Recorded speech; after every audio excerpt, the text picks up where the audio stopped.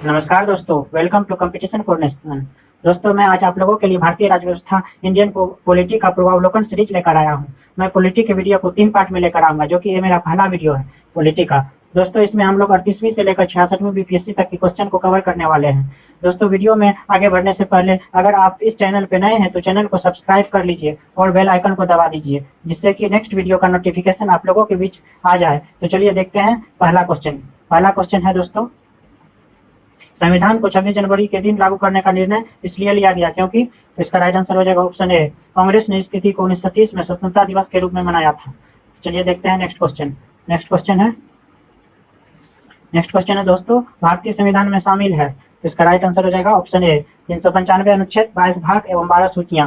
भारतीय संविधान में लगभग 450 से अधिक अनुच्छेद है, परंतु यह सभी मूल अनुच्छेदों के साथ उपखंड अर्थात क, ख, ग आदि के रूप में जुड़े हुए हैं। संविधान के मूल पाठ में 22 भाग, 395 अनुच्छेद और 8 अनुसूचियां थी। तो चलिए देखते हैं नेक्स्ट क्वेश्चन है, भारतीय संविधान में है। तो इसका राइट आंसर हो जाएगा ऑप्शन सी, 400 से अधिक आर्टिकल्स यानी अनुच्छेद। तो चलिए देखते हैं नेक्स्ट क्वेश्चन दोस्तों। नेक्स्ट क्वेश्चन है मैच करने वाला। इसका राइट आंसर हो जाएगा ऑप्शन बी हो जाएगा इसका राइट आंसर। 1 का ए 97 प्रविष्टियां संघीय सूची का, और राज्य सूची का हो जाएगा 66 प्रविष्टियां, और समवर्ती सूची का हो जाएगा 47 प्रविष्टियां। संघीय सूची में 97 प्रविष्टियां हैं, वर्तमान में गणना के अनुसार 98 है। राज्य सूची में 66 प्रविष्टियां हैं, वर्तमान में गणना के अनुसार 59 है। समवर्ती सूची में 47 प्रविष्टियां हैं, वर्तमान में गणना के अनुसार 52 है। चलिए देखते हैं नेक्स्ट क्वेश्चन है दोस्तों, निम्न शब्दों का विचार करें। समाजवादी, प्रजातांत्रिक, सार्वभौमिक, धर्मनिरपेक्ष। सही शब्दों को विचारानुसार क्रम दीजिए। तो इसका राइट आंसर हो जाएगा option A, C, A, D एवं बी। यानी कि भारतीय संविधान की प्रस्तावना में भारत को एक सार्वभौम, समाजवादी, धर्मनिरपेक्ष, प्रजातांत्रिक गणतंत्र के रूप में घोषित किया गया है। उल्लेखनीय है कि भारतीय संविधान में पंथ निरपेक्ष शब्द का उल्लेख किया गया है, न कि धर्मनिरपेक्ष का। चलिए देखते हैं नेक्स्ट क्वेश्चन है दोस्तों, भारतीय संविधान की प्रस्तावना में समाजवादी शब्द किस संविधान के तहत जोड़ा गया है। तो इसका राइट आंसर हो जाएगा ऑप्शन ए, 42वां संशोधन। 42वें संविधान संशोधन अधिनियम 1976 द्वारा भारतीय संविधान की प्रस्तावना में समाजवादी, पंथ निरपेक्ष और अखंडता शब्द को जोड़ा गया है। तो चलिए देखते हैं नेक्स्ट क्वेश्चन है दोस्तों, एक नया राज्य बनाने में संवैधानिक संशोधन के लिए कैसा बहुमत चाहिए। एक नया राज्य बनाने में संवैधानिक संशोधन के लिए कैसा बहुमत चाहिए। तो इसका राइट आंसर हो जाएगा ऑप्शन ए, साधारण। संसद साधारण बहुमत से नए राज्यों का निर्माण कर सकती है। तो चलिए देखते हैं नेक्स्ट क्वेश्चन है, उन मौलिक अधिकारों का चयन करें जो भारतीय नागरिक को प्राप्त है परंतु गैर नागरिकों को नहीं। तो इसका राइट आंसर हो जाएगा ऑप्शन ए, 1 और 3। भाषण एवं अभिव्यक्ति की स्वतंत्रता और अल्पसंख्यकों के अधिकार, यह सिर्फ भारतीय नागरिकों को प्राप्त है। चलिए देखते हैं नेक्स्ट क्वेश्चन है दोस्तों, उच्चतम न्यायालय की व्यवस्था अनुसार निजी भवनों के ऊपर राष्ट्रीय झंडे को फहराना डैश के तहत हर नागरिक का मौलिक अधिकार है। तो इसका राइट आंसर हो जाएगा ऑप्शन बी, संविधान का अनुच्छेद 19(1)(a)। उच्चतम न्यायालय की व्यवस्था के अनुसार निजी भवनों के ऊपर राष्ट्रीय झंडे को फहराना संविधान के अनुच्छेद 19(1)(a) के तहत हर नागरिक का मौलिक अधिकार है। तो चलिए देखते हैं नेक्स्ट क्वेश्चन है दोस्तों, भारतीय संविधान में संशोधन करके शिक्षा का अधिकार कब जोड़ा गया। तो इसका राइट आंसर हो जाएगा ऑप्शन ए, 1 अप्रैल 2010 को। 86वें संविधान संशोधन अधिनियम 2002 के द्वारा संविधान के भाग 3 में नया अनुच्छेद 21 को जोड़ा गया, जिसके अनुसार राज्य 6 से 14 वर्ष की आयु के सभी बालकों को निःशुल्क और अनिवार्य शिक्षा की व्यवस्था करेगा। इस अनुक्रम में शिक्षा का अधिकार अधिनियम 2009 संसद द्वारा पारित किया गया, जो 1 अप्रैल 2010 से लागू हुआ। तो चलिए देखते हैं नेक्स्ट क्वेश्चन है, निम्न में से कौन सा एक मानव अधिकार भारतीय संविधान के अंतर्गत मौलिक अधिकार भी है। तो इसका राइट आंसर हो जाएगा, सूचना का अधिकार अभिव्यक्ति के अधिकार में निहित है, अतः यह मूल अधिकार है। सूचना का अधिकार मूल अधिकार है। इसके साथ ही सूचना का अधिकार मानव अधिकार भी है। शिक्षा का अधिकार भी 86वें संविधान संशोधन अधिनियम द्वारा मूल अधिकार है। इस प्रकार विकल्प ए और सी दोनों सही है। चलिए देखते हैं नेक्स्ट क्वेश्चन है, भारतीय संविधान में भाग 4 में दिए गए निर्देशित सिद्धांतों में निम्न में से कौन से सूचीबद्ध हैं। तो इसका राइट आंसर हो जाएगा ऑप्शन बी, 1 और 2। समान कार्य के लिए समान वेतन और समान नागरिक संहिता। तो चलिए देखते हैं नेक्स्ट क्वेश्चन है दोस्तों, भारत के संविधान में मौलिक कर्तव्य किस संविधान संशोधन के द्वारा जोड़ा गया। तो इसका राइट आंसर हो जाएगा ऑप्शन बी, 42वें संविधान संशोधन। भारत के नागरिकों के मूल कर्तव्यों का विवरण संविधान के भाग 4 क के अनुच्छेद 51 के तहत दिया गया। इसमें 42वें संविधान संशोधन 1976 द्वारा संविधान में जोड़ा गया था। दोस्तों वीडियो में लास्ट तक बने रहें, आपको बहुत ही फायदा होने वाला है इस वीडियो में। और बीपीएससी का रिपीट होने वाला क्वेश्चन 67 बीपीएससी में आपको पूछ सकता है, इसमें से कम 2-3 क्वेश्चन। भारत के राष्ट्रपति अपनी शक्तियों का प्रयोग करते हैं, तो इसका राइट आंसर हो जाएगा ऑप्शन ए, सीधे अथवा अपने अधीनस्थ अधिकारियों द्वारा। भारतीय संविधान के अनुसार भारत का एक राष्ट्रपति होगा, अनुच्छेद 52, जिसमें संघ की कार्यपालिका शक्ति निहित होगी और वह इसका प्रयोग इस संविधान अनुसार स्वयं या अपने अधीनस्थ अधिकारियों के द्वारा करेगा। चलिए देखते हैं नेक्स्ट क्वेश्चन है, यदि राष्ट्रपति एवं उपराष्ट्रपति का पद खाली हो तो भारत के राष्ट्रपति के पद पर कौन होता है? तो इसका राइट आंसर हो जाएगा ऑप्शन बी, भारत का मुख्य न्यायाधीश। अनुच्छेद 65 के अनुसार यदि मृत्यु, त्यागपत्र अथवा हटाए जाने की स्थिति में राष्ट्रपति का पद रिक्त हो तो पद का कार्यभार उपराष्ट्रपति संभालेगा, तथा यदि किन्हीं कारणों से उपराष्ट्रपति भी उपलब्ध नहीं है तो उच्चतम न्यायालय का मुख्य न्यायाधीश या उसके न रहने पर उसी न्यायालय का वरिष्ठतम न्यायाधीश जो उस समय उपलब्ध है राष्ट्रपति के कृत्यों को संपादित करेगा। चलिए देखते हैं नेक्स्ट क्वेश्चन है, श्रीमती प्रतिभा पाटिल का भारतीय गणतंत्र के राष्ट्रपति के रूप में क्रम क्या है? तो इसका राइट आंसर हो जाएगा, कौन सा क्रम है श्रीमती प्रतिभा पाटिल का? इसका राइट आंसर हो जाएगा ऑप्शन डी, 13वां। 25 जुलाई 2007 को प्रतिभा देवी सिंह पाटिल ने व्यक्ति अनुसार देश के 12वें राष्ट्रपति के रूप में शपथ ग्रहण किया था, तथापि कार्यकाल अनुसार उनका क्रम 13वां है, कार्यकाल के अनुसार 13वां क्रम है। तो चलिए देखते हैं नेक्स्ट क्वेश्चन दोस्तों, जब एक विधेयक जो संसद में प्रस्तुत किया जाता है कौन सी क्रिया के बाद अधिनियम बन जाता है? तो इसका राइट आंसर हो जाएगा ऑप्शन बी, जब राष्ट्रपति अपनी सहमति दे देता है। एक विधेयक जो संसद में प्रस्तुत किया जाता है वह अधिनियम तभी बन पाता है जब सदन के दोनों सदनों द्वारा पारित होने के बाद राष्ट्रपति उस पर हस्ताक्षर कर अपनी सहमति दे देता है। चलिए देखते हैं नेक्स्ट क्वेश्चन है दोस्तों, श्री मोहम्मद हामिद अंसारी का भारत के उपराष्ट्रपति के रूप में क्रमांक है? तो इसका राइट आंसर हो जाएगा ऑप्शन डी, 13वां। श्री मोहम्मद हामिद अंसारी का भारत के उपराष्ट्रपति के रूप में व्यक्ति अनुसार क्रमांक 12 है, जबकि उपराष्ट्रपति के रूप में क्रमांक 13वां है। दोस्तों हमें कमेंट बॉक्स में कमेंट करके बताइए कि अभी के वर्तमान उपराष्ट्रपति कौन है। चलिए देखते हैं नेक्स्ट क्वेश्चन है दोस्तों, राष्ट्रीय सुरक्षा अधिनियम का प्रधान कौन होता है? तो इसका राइट आंसर हो जाएगा ऑप्शन बी, प्रधानमंत्री। राष्ट्रीय सुरक्षा समिति का प्रधान या अध्यक्ष प्रधानमंत्री होता है। चलिए देखते हैं नेक्स्ट क्वेश्चन है, भारत सरकार का कौन सा अधिकारी सदस्य न होते हुए भी भारतीय संसद की कार्यवाही में भाग लेने का अधिकार रखता है? तो इसका राइट आंसर हो जाएगा ऑप्शन बी, अटॉर्नी जनरल। भारत का महान्यायवादी संसद का सदस्य नहीं होता है, परंतु वह किसी भी सदनों की किसी संयुक्त बैठक में और संसद की किसी समिति में बोल सकता है, भाग ले सकता है, किंतु अपना मत नहीं दे सकता है। चलिए देखते हैं नेक्स्ट क्वेश्चन है दोस्तों, एक गैर सदस्य के रूप में संसद के किसी एक सदन की कार्यवाही में भाग ले सकता है? तो इसका राइट आंसर हो जाएगा ऑप्शन सी, महान्यायवादी। चलिए देखते हैं नेक्स्ट क्वेश्चन है दोस्तों, एक एमपी की सीट को रिक्त घोषित किया जा सकता है यदि वह सदन से लगातार 28 की अवधि के लिए अनुपस्थित रहता है। तो इसका राइट आंसर हो जाएगा ऑप्शन बी, 2 माह की अवधि। भारतीय संविधान के अनुच्छेद 101(4) के तहत संसद तथा अनुच्छेद 190(4) के तहत राज्य विधानमंडल के किसी सदस्य की सदस्यता तब तक समाप्त समझी जाती है जब वह 60 दिन की अवधि तक सदन की अनुज्ञा के बिना उनके सभी अधिवेशनों से अनुपस्थित रहता है। तो चलिए देखते हैं नेक्स्ट क्वेश्चन है, राज्यसभा में होते हैं? तो इसका राइट आंसर हो जाएगा ऑप्शन सी, 250 सदस्य, जिनमें से 12 सदस्य भारत के राष्ट्रपति द्वारा मनोनीत किए जाते हैं। संविधान के अनुच्छेद 80(1) क में कहा गया है कि राज्यों के और संघ राज्य क्षेत्रों के 238 से अधिक प्रतिनिधियों तथा राष्ट्रपति द्वारा नाम निर्देशित किए जाने वाले 12 सदस्यों से मिलकर राज्यसभा बनेगी। तो चलिए देखते हैं नेक्स्ट क्वेश्चन है, हमारे संविधान के अनुसार राज्यसभा का कार्यकाल होता है? इसका राइट आंसर हो जाएगा ऑप्शन डी, समाप्त होने का विषय नहीं है। हमारे संविधान के अनुसार राज्यसभा का कार्यकाल समाप्त होने का विषय नहीं है। अनुच्छेद 83(1) के अनुसार राज्यसभा का विघटन नहीं होगा, अर्थात यह एक अस्थायी सदन है। राज्यसभा एक अस्थायी सदन है, इसके 1/3 सदस्य प्रत्येक 2 वर्ष की समाप्ति पर निर्वाचित हो जाते हैं। इस प्रकार राज्यसभा के सदस्यों का कार्यकाल 6 वर्ष होता है। चलिए देखते हैं नेक्स्ट क्वेश्चन है, किस सभा का अध्यक्ष उसका सदस्य नहीं होता है? तो इसका राइट आंसर हो जाएगा ऑप्शन ए, राज्यसभा। राज्यसभा का पदेन सभापति उपराष्ट्रपति होता है और वह राज्यसभा का सदस्य नहीं होता है, परंतु उसका निर्वाचन संसद के दोनों सदनों के सदस्यों द्वारा होता है। तो चलिए देखते हैं नेक्स्ट क्वेश्चन है दोस्तों, राज्यसभा का पदेन अध्यक्ष कौन होता है? तो इसका राइट आंसर हो जाएगा ऑप्शन बी, उपराष्ट्रपति। राज्यसभा का पदेन अध्यक्ष उपराष्ट्रपति होता है। तो चलिए देखते हैं नेक्स्ट क्वेश्चन है, निम्नलिखित कथनों में से कौन सा सही नहीं है? तो इसका राइट आंसर हो जाएगा ऑप्शन बी, धन विधेयक की शुरुआत राज्यसभा में होती है, यह सही नहीं है। चलिए देखते हैं नेक्स्ट क्वेश्चन। नेक्स्ट क्वेश्चन है दोस्तों, धन विधेयक पेश किया जा सकता है, तो इसका राइट आंसर हो जाएगा ऑप्शन ए, केवल लोकसभा में। धन विधेयक केवल लोकसभा में पेश किया जा सकता है।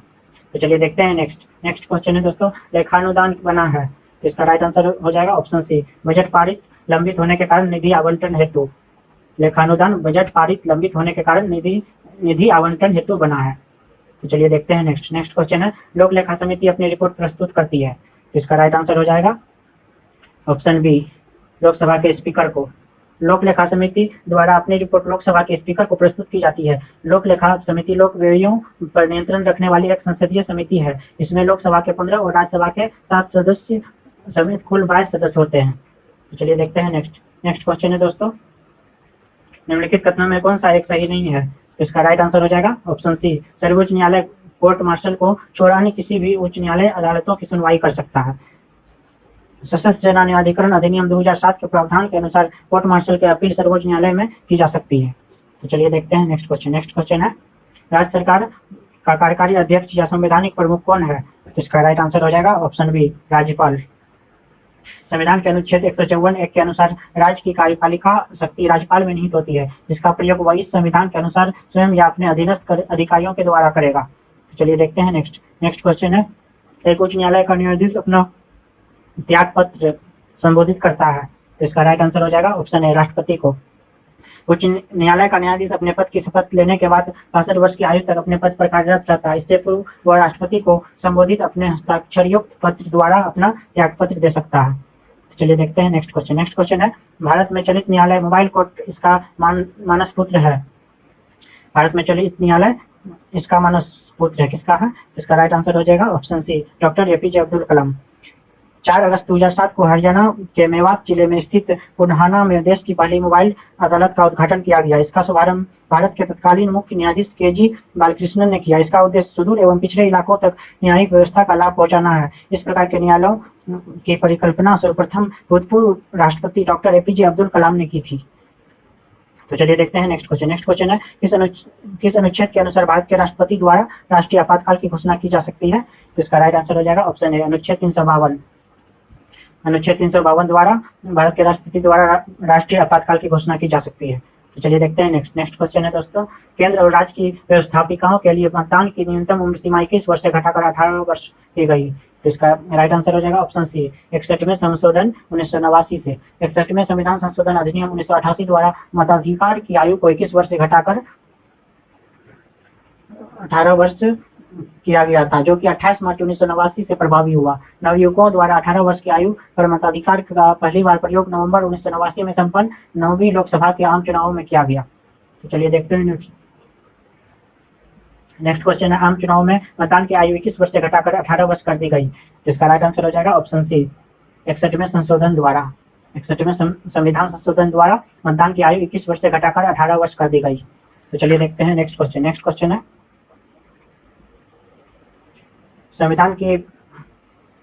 भारतीय संविधान की 8वीं सूची में मान्य सरकारी भाषाओं की संख्या है। तो इसका राइट आंसर हो जाएगा ऑप्शन सी, 18। भारतीय संविधान की 92 संविधान संशोधन 2003 से पूर्व संविधान की 8वीं अनुसूची में शामिल भाषाओं की संख्या 18 थी, जो इस संशोधन के बाद अब 22 हो गई है। चलिए देखते हैं नेक्स्ट क्वेश्चन है, CDP एवं NES के पुनर्गठन के लिए 1957 में NDC द्वारा स्थापित समिति का नाम बताएं, जिसने ग्रामीण स्थानीय सरकार की त्रिस्तरीय प्रणाली का सुझाव दिया था। तो इसका राइट आंसर हो जाएगा ऑप्शन ए, बलवंत राय मेहता समिति। वर्ष 1952 में प्रारंभ सामुदायिक विकास कार्यक्रम CDP और वर्ष 1953 में प्रारंभ राष्ट्रीय विस्तार योजना NES के पुनर्गठन के लिए राष्ट्रीय विकास परिषद द्वारा बलवंत राय मेहता समिति का गठन वर्ष 1957 में किया गया था। इस समिति ने ग्रामीण क्षेत्रों में त्रिस्तरीय पंचायत प्रणाली की अनुशंसा की थी। तो चलिए देखते हैं नेक्स्ट क्वेश्चन है दोस्तों, निम्नलिखित विशेषताओं में से केंद्रीय शासन व्यवस्था के लिए कौन सा सही नहीं है। तो इसका राइट आंसर हो जाएगा ऑप्शन सी, बड़े देशों के लिए आदर्श। केंद्रीय शासन व्यवस्था में त्वरित निर्णय, लचीलापन एवं कानून की एकरूपता का परिचायक है, परंतु यह छोटे देशों के लिए आदर्श व्यवस्था होती है, न कि बड़े देशों के लिए। चलिए देखते हैं नेक्स्ट क्वेश्चन है दोस्तों, विकेंद्रीकरण प्रणाली की सिफारिश किसने की थी। तो इसका राइट आंसर हो जाएगा ऑप्शन सी, बलवंत राय मेहता। सर्वप्रथम बलवंत राय मेहता ने नवंबर 1957 में पंचायती राज पर अपनी सिफारिश प्रस्तुत की, जिसमें उन्होंने प्रजातांत्रिक विकेंद्रीकरण की सिफारिश की। इसके अनुसार 3 स्तरों पर पंचायती राज संस्थाओं का गठन होना था, जिला स्तर, ब्लॉक स्तर और ग्राम स्तर पर। चलिए देखते हैं नेक्स्ट क्वेश्चन। नेक्स्ट क्वेश्चन है दोस्तों, अशोक मेहता समिति ने निम्नलिखित की सिफारिश की, तो इसका राइट आंसर हो जाएगा ऑप्शन बी, पंचायती राज की द्विस्तरीय सरकार। वर्ष 1977 में गठित अशोक मेहता समिति ने अगस्त 1978 में अपनी रिपोर्ट प्रस्तुत की थी, जिसमें पंचायती राज के लिए त्रिस्तरीय प्रतिमान के स्थान पर द्विस्तरीय प्रतिमान की संस्तुति की, जिसमें जनपद स्तर पर जिला परिषद तथा 15,000 से 20,000 जनसंख्या पर प्रमंडल पंचायत के गठन का सुझाव था। चलिए देखते हैं नेक्स्ट क्वेश्चन। नेक्स्ट क्वेश्चन है, ब्लॉक स्तर पर पंचायत समिति है, इसका राइट आंसर हो जाएगा ऑप्शन बी, प्रशासनिक प्राधिकरण। ब्लॉक स्तर पर पंचायत समिति एक प्रशासनिक प्राधिकरण या प्रशासनिक पदाधिकारी है, जो ग्राम पंचायत और जिला पंचायत के बीच समन्वय एवं पर्यवेक्षक के रूप में कार्य करती है। तो चलिए देखते हैं नेक्स्ट क्वेश्चन। नेक्स्ट क्वेश्चन है दोस्तों, भारत में ब्लॉक स्तर पर बनी पंचायत समिति केवल है, तो इसका राइट आंसर हो जाएगा ऑप्शन डी, प्रशासनिक पदाधिकारी। तो चलिए देखते हैं नेक्स्ट क्वेश्चन। नेक्स्ट क्वेश्चन है, 14 अगस्त 2007 को संसद द्वारा भारतीय संविधान में संशोधन के उपरांत अब अनुसूचित जाति की सूची में जातियों की संख्या कितनी है? तो इसका राइट आंसर हो जाएगा ऑप्शन बी, 1206। 14 अगस्त 2007 को संसद द्वारा भारतीय संविधान में संशोधन के बाद अब अनुसूचित जाति की सूची में अनुसूचित जातियों की संख्या 1206 हो गई है। चलिए देखते हैं नेक्स्ट क्वेश्चन। नेक्स्ट क्वेश्चन है, निम्न में से कौन संयुक्त राष्ट्र की सुरक्षा परिषद का अस्थायी सदस्य नहीं है? तो इसका राइट आंसर हो जाएगा ऑप्शन ए, जर्मनी। संयुक्त राष्ट्र सुरक्षा परिषद में कुल 15 सदस्य होते हैं, जिनमें 5 सदस्य अस्थायी सदस्य हैं संयुक्त राज्य अमेरिका, ब्रिटेन, रूस, फ्रांस एवं चीन। शेष 10 अस्थायी सदस्य 2 वर्ष के कार्यकाल के लिए संयुक्त राष्ट्र महासभा द्वारा चुने जाते हैं, जिसमें अपना प्यारा भारत भी है। चलिए देखते हैं नेक्स्ट क्वेश्चन। नेक्स्ट क्वेश्चन है, एमनेस्टी इंटरनेशनल का संगठन है। एमनेस्टी इंटरनेशनल एक संगठन है जो जुड़ा हुआ है, जो कहाँ से जुड़ा हुआ है? इसका राइट आंसर हो जाएगा ऑप्शन बी, मानव अधिकारों के संरक्षण से।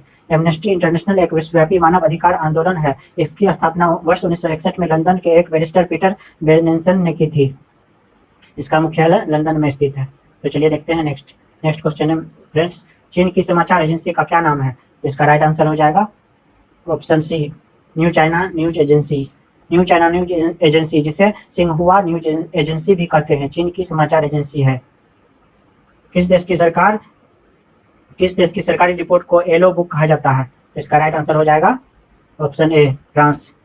येलो बुक फ्रांस सरकार की सरकारी रिपोर्ट है। तो चलिए देखते हैं नेक्स्ट है फ्रेंड्स, भारत के प्रथम विधि विश्वविद्यालय की स्थापना अगस्त 1987 में कहाँ हुई थी? तो इसका राइट आंसर हो जाएगा ऑप्शन सी, बेंगलुरु में।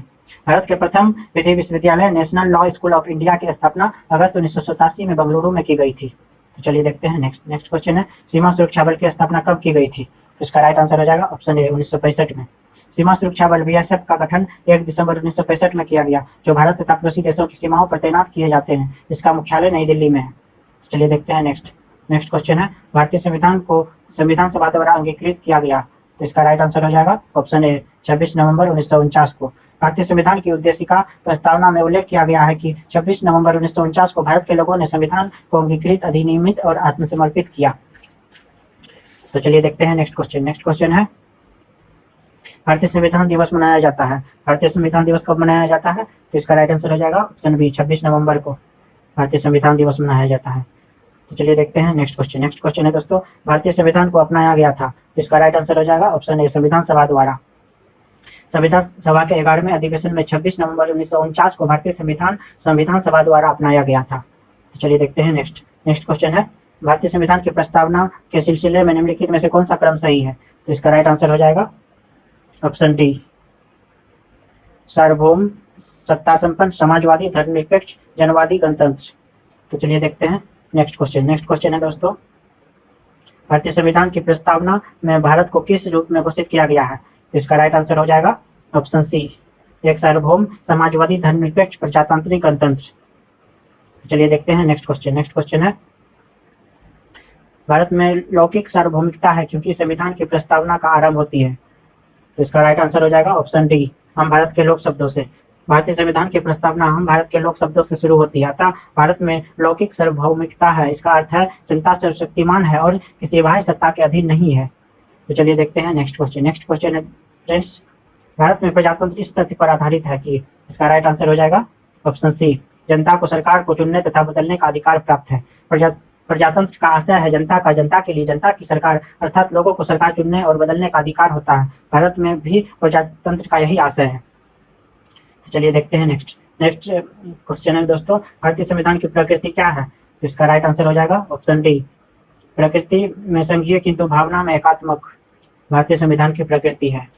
तो चलिए देखते हैं नेक्स्ट क्वेश्चन है, भारतीय संविधान की 10वीं अनुसूची का संबंध है। तो इसका राइट आंसर हो जाएगा ऑप्शन डी, दल बदल विरोधी कानून से। भारतीय संविधान की 10वीं अनुसूची का संबंध दल बदल विरोधी कानून से है। इसे 52वां संविधान संशोधन अधिनियम 1985 द्वारा जोड़ा गया है। तो चलिए देखते हैं नेक्स्ट क्वेश्चन है फ्रेंड्स, भूमि सुधार डैश के विषयों के अंतर्गत है। तो इसका राइट आंसर हो जाएगा ऑप्शन सी, राज्य सूची। भूमि सुधार राज्य सूची का विषय है। तो चलिए देखते हैं नेक्स्ट क्वेश्चन है, भारतीय नागरिकता नहीं प्राप्त की जा सकती है। तो इसका राइट आंसर हो जाएगा ऑप्शन डी, भारतीय बैंक में धन जमा करके भारतीय नागरिकता नहीं प्राप्त की जा सकती है। तो चलिए देखते हैं नेक्स्ट क्वेश्चन है, नागरिकता संशोधन कानून कब पारित हुआ? इसका राइट आंसर हो जाएगा ऑप्शन बी, 11 दिसंबर 2019 को।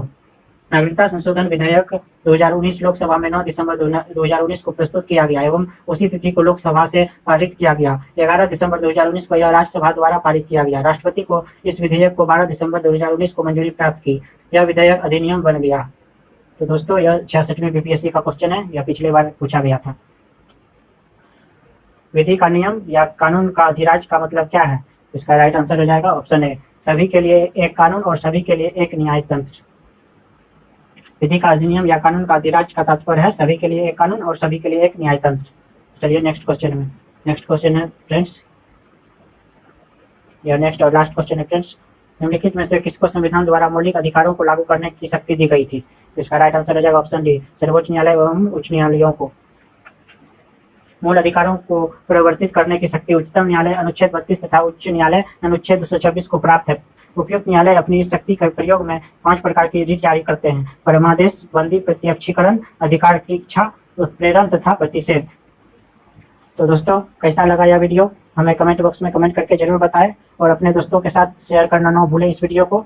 अगर आप लोगों को हिस्ट्री का वीडियो देखना है तो डिस्क्रिप्शन बॉक्स में लिंक दिया हुआ है, आप लोग जाके वहां से देख सकते हैं। जाते जाते आप लोग वीडियो को लाइक करते जाइए दोस्तों। मिलते हैं नेक्स्ट वीडियो में, तब तक के लिए stay safe, stay motivated. Thanks for watching this video.